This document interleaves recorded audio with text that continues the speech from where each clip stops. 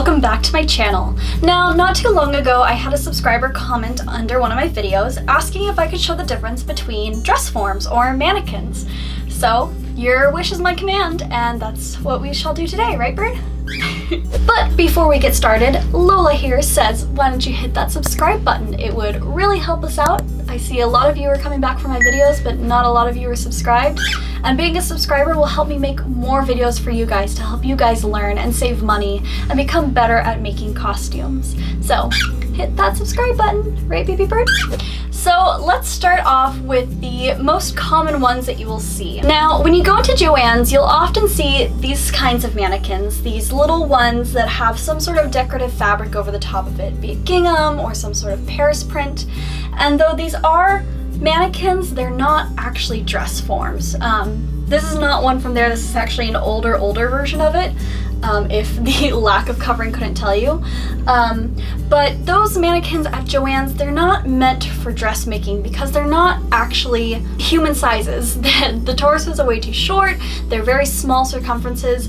Unless you're maybe a size 0, the chances of you actually fitting those proportions are very unlikely. So I would recommend staying away from those if you're looking to get your first dress form. Dusty bird. Hi, cutie. Now, this is an older version of one. This is probably from the 70s or something like that. So this one is actually much closer to my proportions, which is why I have this one. This was actually from, I think, my grandmother. And all the cotton covering was rotted off. So I just pulled it apart and I covered it in some cotton fabric, and I actually padded it out because this one also did not completely fit my measurements. It fit my bust and it fit my hips, but it didn't fit my waist. So I padded that out with some cotton batting, and then, like I said, covered it in this cotton so it would have a nice even look. Now, I started to stitch it, but I actually ended up upgrading to this one here, which we'll talk about in a second. Now, this is actually my second mannequin that I got probably 4 years ago, but I actually started off on this mannequin, which is the second most popular one you'll see. And these are closer to a real dressmaking mannequin. And if you're starting off, this is a perfectly acceptable mannequin. However, it falls apart really easily. There's little like holes for each of these rods to go through, and then this pole has to sit in the very center neck. There's like a sheath that it has to sit on, and then actually all of these little adjusters make it break really easily. So I think it's this one right here that made me stop being able to use it. So though you may be thinking that this is a good option, especially if you want to do commissions where you need multiple sizes, it's kind of not great for that because people do grow out in these proportions. It's not totally accurate. And then it's also a hard plastic, so it's hard to pin into. You can't pin straight in like this. You have to pin downward like that, and it just makes things kind of awkward. The base that it came with too, the legs break really easily. The adjustable height pole sinks down really easily. As soon as you put any sort of weighty fabric on it, it just shrinks, which really sucks, especially if you're going to hem a dress. You want something that's going to be stable at the right height that you need so you can get an even hem. And then lastly, if you do size it out, all of a sudden you have this gap between your panels, and so it's really hard to find your true center line for your draping. That being said, it did help me when I was doing commissions on it, but I had to cover it in cotton batting and then sometimes a piece of fabric to really give myself a good base. Now, I've bought all of my mannequins used, so this one was actually not only used but a birthday gift, so it was free for me, but I think my mom paid like, I don't know, 45 bucks, maybe a little more for that. So if you're on a tight budget and you want something highly adjustable, then get this. I would actually recommend looking for it used because then it's worth it. And same with these. If you're roughly the size of one of these measurements, get it used and pad it out to your sizing. But I can't recommend enough getting a real dress form. So that's where this one comes in. Now, he's probably a little too tall to show on camera, so I'm gonna hold him for a second. But this one you can see is a cage dressmaking mannequin. You can also get mannequins that have legs on them, and you can also get an arm accessory too if you're doing draping around the arms. But this one my mom picked up for me for $95 used, so you don't have to spend a lot. Now, good dress forms start around $250 and can go just up from there. I've seen some that go for like $1,500 because they're really like sculpted to look like a human body. But like I said, you can get them really, really cheap used. You just gotta keep an eye out and have patience.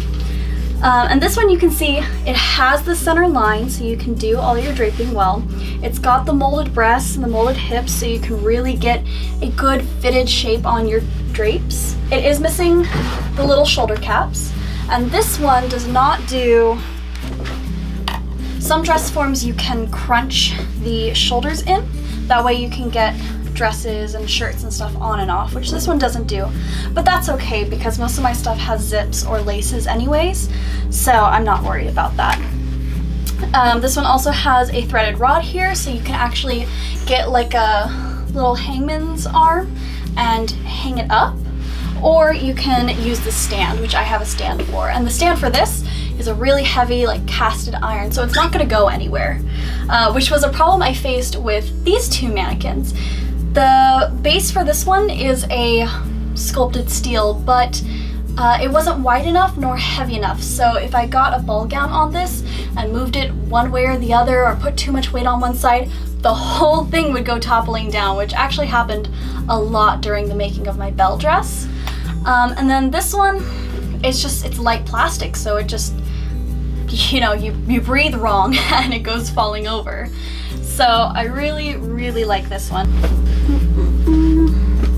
Now, the other nice thing about this one is it has the waist tape, so you can clearly see the defined waist. Whereas this one, you can adjust the height, but then you're losing your true waist, which if you're making really anything that's slightly fitted, you really need to see the waist. And since I do corsets a lot, I need something like this or this where I can see that defined waist so I can know how to alter it. Another nice thing about this one compared to the others is it has the princess seams marked and the underbust marked, which is really nice, especially if you're making bodices like I do. Having that princess seam clearly defined makes making all of your style lines a whole lot easier. And then it also has it on the back, and having everything broken up into quadrants like that is really easy. And then it's also easy to pin into.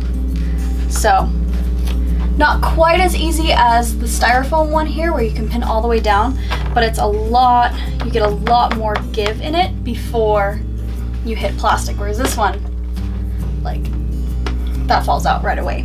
This one also just stays cleaner. As you can see, this thing just collects all the nasties from your house. This one, it stays just as clean because it's the same material. Now, you're probably wondering, where can you get a mannequin like one of these three? Well, like I said, my mom and I found most of these on the Facebook marketplace. You can also look on Craigslist or eBay, but generally Facebook actually is the easiest place to look. There is, of course, the dedicated Facebook marketplace that you can look within a radius around your hometown, or you can look in Facebook groups. You can search your hometown, so let's just say Long Beach. Let's say I'm in Long Beach, I'm not. But you can look like Long Beach buy sell trade and look in Facebook groups, or Long Beach for sale, and join those groups, and you can actually look through them and search within the search bar for mannequins, dress forms, body forms. You can also do ISO posts, which is in search of posts, and tell people what you're looking for. And if people have them, they can offer them up. Now, there is one downside to buying stuff used like this. You don't know the condition it's in. Of course, ask for pictures, but sometimes there are hidden concerns that people don't show you. So if you are going to go meet somebody to buy a dress form, or really anything online, bring somebody else. Go in pairs because stranger danger. And try and meet at a public place if possible, like a Starbucks or like a Target parking lot or something like that, where there's lots of people around, because generally you're going to be trading in cash. So just make sure you're being smart and safe with all of that. And if the item doesn't look good quality, don't be afraid to pass it up. But do ask for pictures so you can try and gauge the quality of the item before you actually buy it. So like I said, this one was free. I knew the quality was in, but I knew it was something I could fix by just recovering it. This one was actually new in box. I saw photos of everything in the box, that it was all there. And then I got to, of course, open the box and see that it was perfectly fine until I broke it later. But that's for another time. And then this one, my mom had photos of it. This one was actually somebody who was going to the local fashion school, and a bunch of her classmates said that they wanted to buy dress forms, and so this lady bought them all on her money, thinking that the classmates were going to pay her back, and they didn't, so she just let it go for cheap. So I think I paid 95 bucks for this. This one I think was 45, free. Just shows you don't have to spend a lot to get a good dress form, and it really changes your workmanship. Now, what if you want to deal with multiple sizes?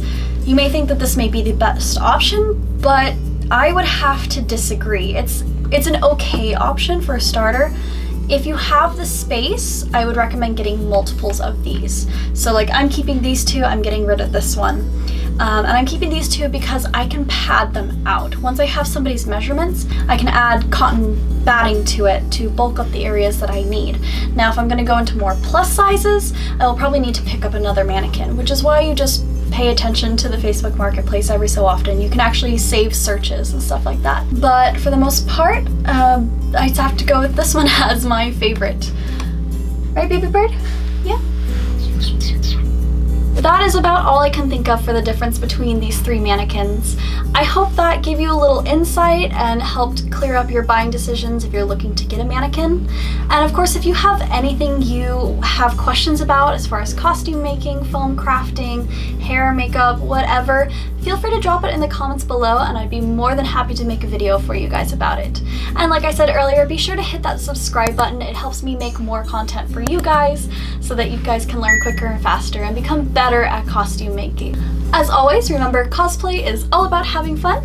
I'll see you guys next week. Bye! It's not a proper dress form mannequin. Hi, baby bird. Do it. Say it. There we go.